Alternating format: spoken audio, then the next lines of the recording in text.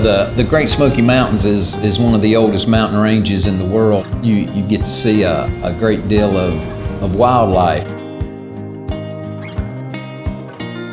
Anytime you go out to Cades Cove, you're sure to see deer, and more than likely you get to see the mascot of the Great Smoky Mountains, the black bear. That's always a treat to get to see bears.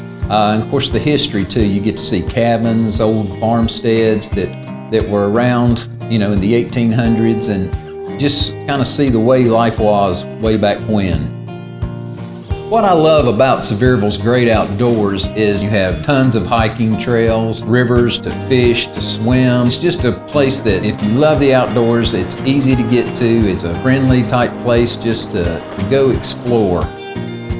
Probably my favorite thing to do, get an inner tube on a hot summer day and go up to Greenbrier, float down the river.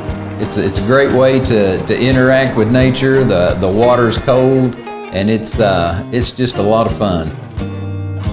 Get a chance, stop by downtown Sevierville. You can see the iconic Dolly statue, a really great tribute to Sevierville's First Lady, Dolly Parton. Of course, everybody knows Dollywood, which is a fabulous park. It keeps true to its mountain heritage. It's got great roller coasters, food, and fabulous shows.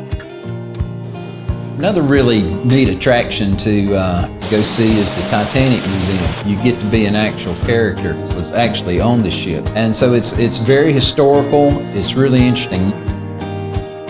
Sevierville's near and dear to my heart, and I've seen a great deal of change and a great deal of growth. But the one thing about Sevierville, it's always maintained its small town atmosphere, its small town appeal. And that says a lot about a place.